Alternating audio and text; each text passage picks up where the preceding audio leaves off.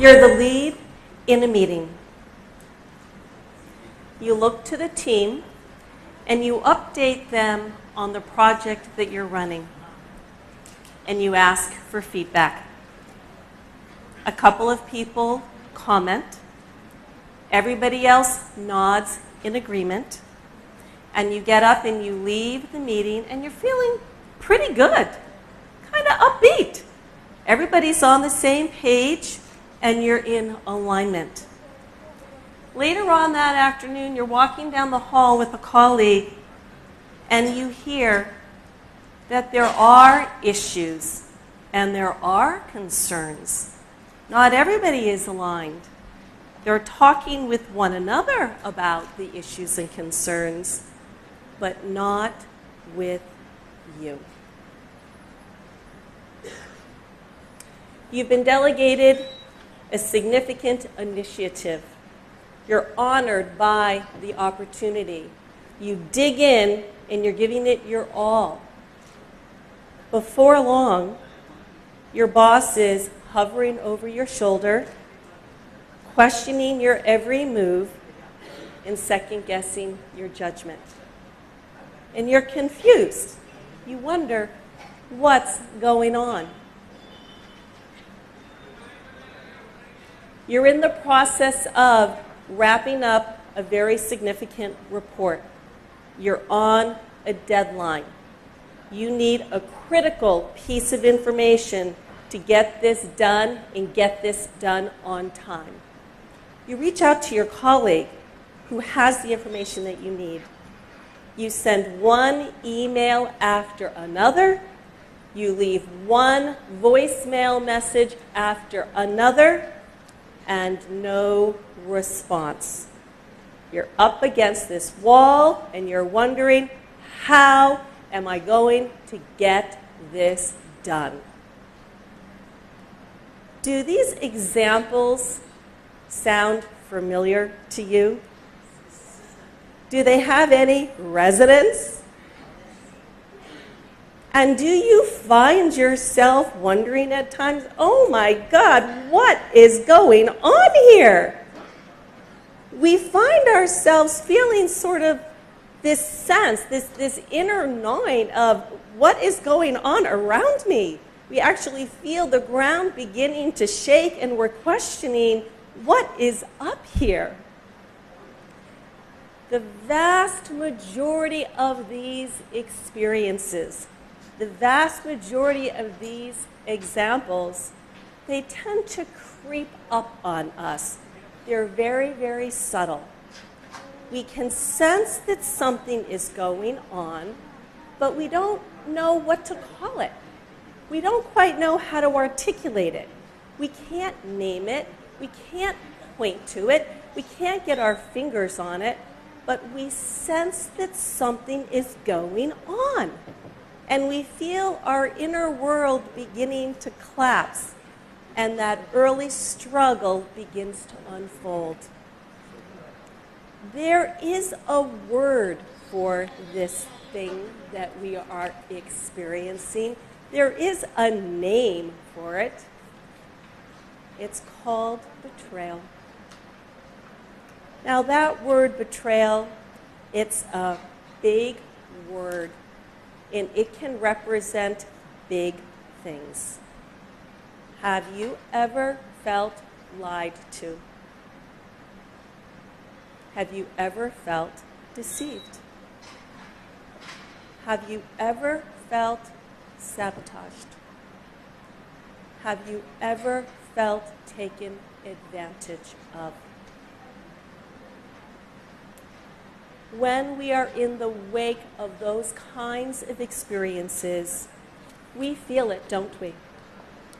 It has a visceral sensation that takes over us. We may feel kicked in the teeth. We may feel stabbed in the stomach. We may feel stabbed in the back. We feel it in our bodies that something has occurred. As deeply as we feel it, often these experiences unfold very, very subtly.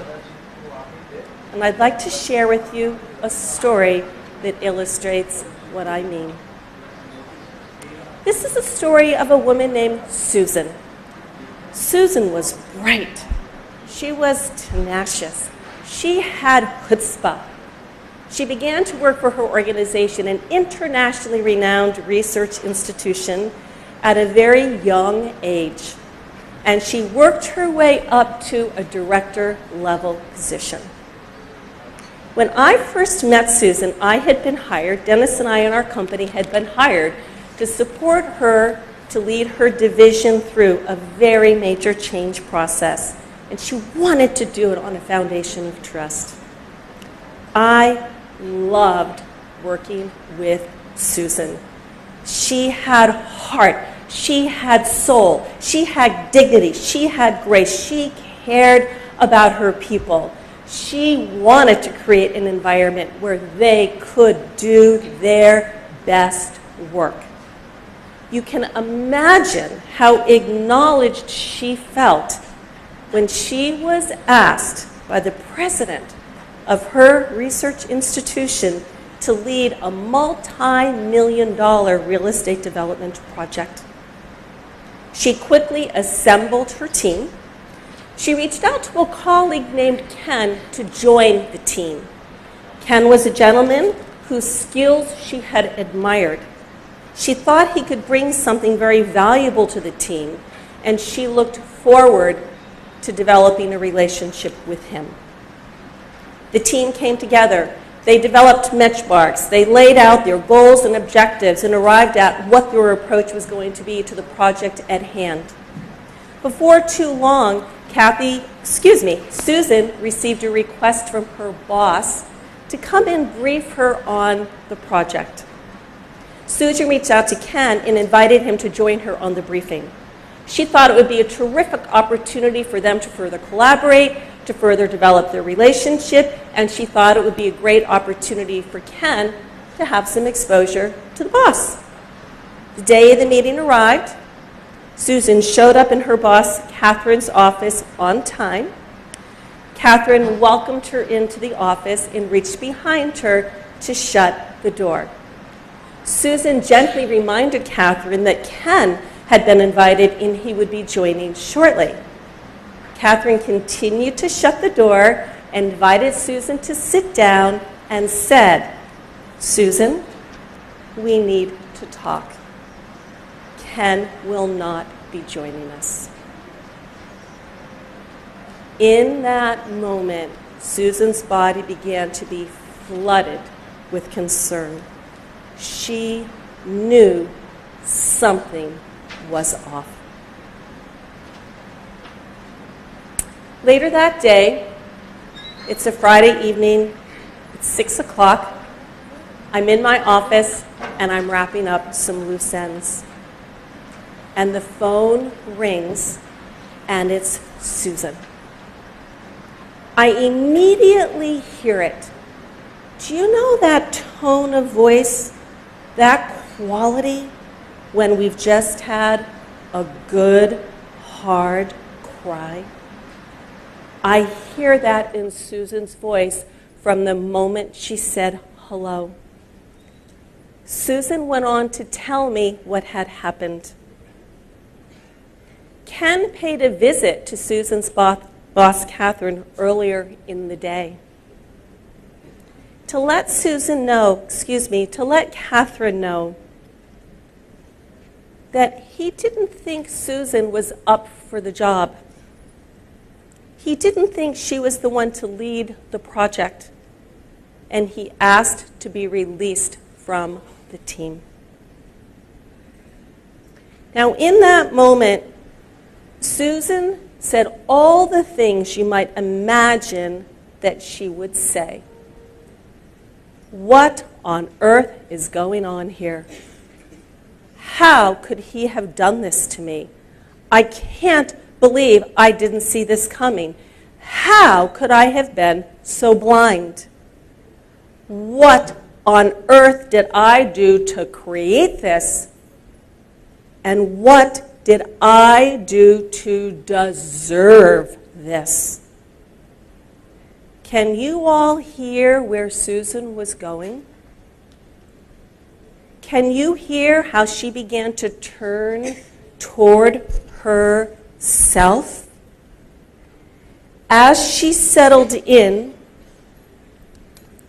through her tears, she went to her deepest place of vulnerability. And the next thing she said was, you know, Michelle, maybe, just maybe, he's right. I thought I had what it took. Maybe I don't. I thought I was the one for this job. Maybe I'm not. I thought this was the place where I belonged. Maybe it isn't. This is what happens when our trust has become vulnerable. The inner bully goes off within ourselves, and we begin to wonder about ourselves. We begin to be harsh, we begin to be critical, and we begin to be judgmental toward ourselves. My husband Dennis and I have had the privilege to work with hundreds and thousands of people all over the world. We've been researching this topic for 25 years. And what we've learned is the vast majority of the time when our trust is vulnerable, it is by what is not done. Susan was excited to work with Ken. She was excited to develop this relationship with him. She checked in with him repeatedly to ask him, how are things going? How's he feeling about the project? Each and every time he withheld his true concerns, she learned about them and discovered them the hard way. Have any of you ever felt or experienced yourself being excluded from a decision that was important, that would have an impact on your work, that would have an impact on your life? Have you ever experienced yourself needing to pick up the slack for somebody else? Have you ever experienced people withholding their truth from you? Have you ever been talked about behind your back? Or perhaps you can relate to Maria's experience. Maria's boss was the company treasurer. He asked her to prepare a presentation for the company CEO. She knew it was going to be a lot of work, but yet her boss told her it would be a great opportunity and she would have some exposure to the CEO. Well, Maria was just thrilled and honored by the opportunity. She cared about her company. And the opportunity to be of service to her CEO, oh my gosh, she jumped in with everything she had. She had to work some very long hours, well into the evening. She pushed through a weekend. She had to take very big, complex information and distill it into simple terms that could be immediately accessible. The day of the meeting arrived, and upon receiving the presentation, her heart pounded with delight when the CEO complimented the quality of the presentation. He requested not a single modification be made.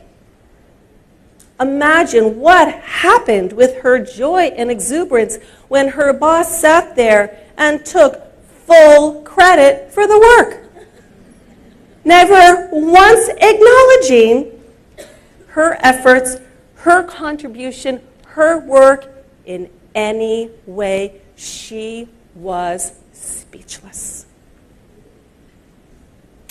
What I find is that we, as women in particular, when our trust has been broken, we extend grace, don't we? We're always willing to extend the benefit of the doubt. We will always tend to look the other way and consider something else that may be going on, and perhaps it's us. Yet, when this experience happens, for the third time, for the fourth time, and it begins to accumulate, we get a little confused, and we wonder, what the heck is going on here? It is in that moment of confusion, in that moment when the ground is beginning to feel shaky and we're wondering, oh my God, what is going on here? That we have the opportunity to redefine the word betrayal and to recognize that it is betrayal that is at play. Because if we can't name it, if we can't recognize it, we can't work with it. Yet the subtleties of these acts can begin to creep up on us like a wolf in sheep's clothing.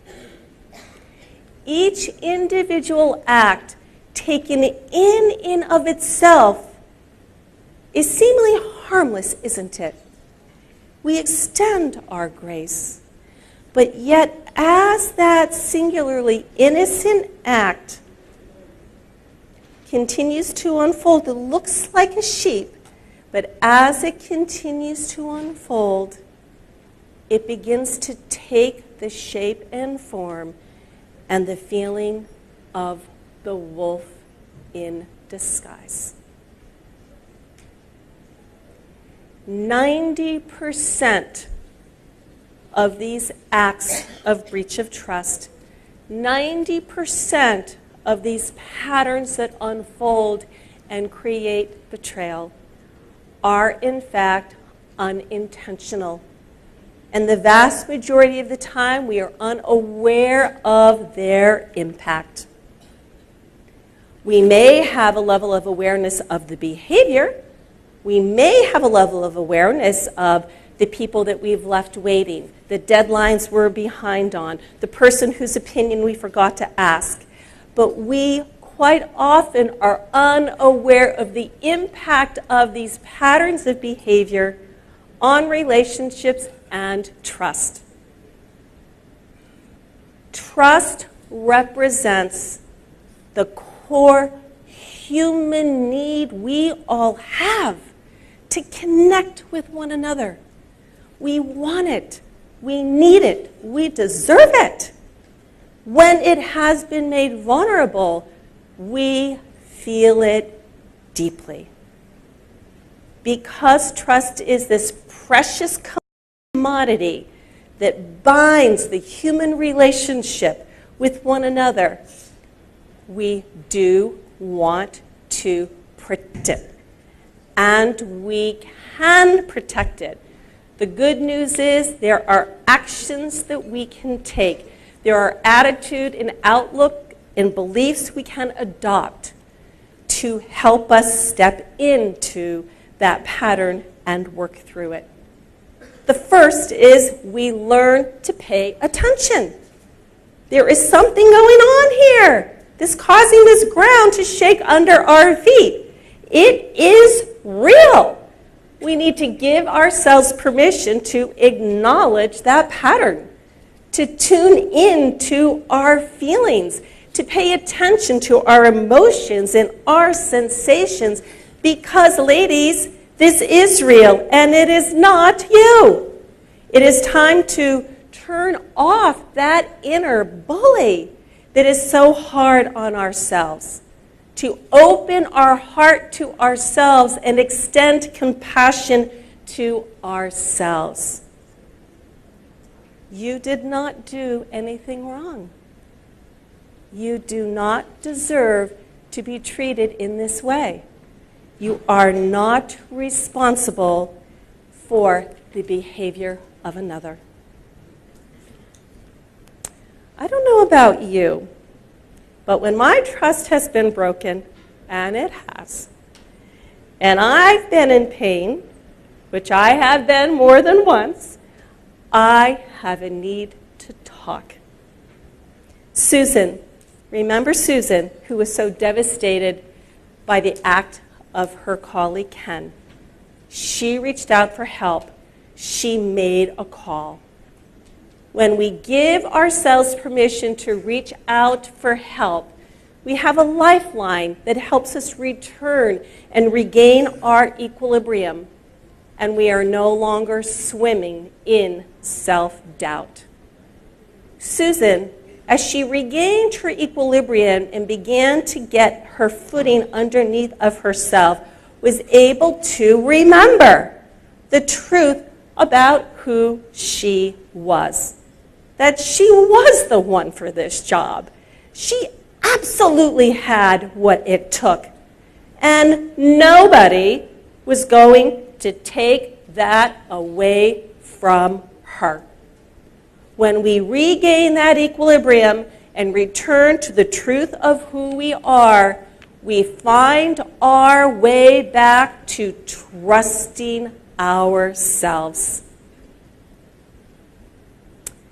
These patterns that begin to build, like the wolf in sheep's clothing, are too big for us to ignore. When we pay attention and we choose our path forward, we are able to use them. Susan shifted her focus from what Ken did to her to how she was going to use that opportunity to make her stronger. She committed to use it as an opportunity, as a springboard for her growth and development. She took inventory. She took stock of the truth about her, of her skills, of her talent, of her knowledge, of her heart, of her soul.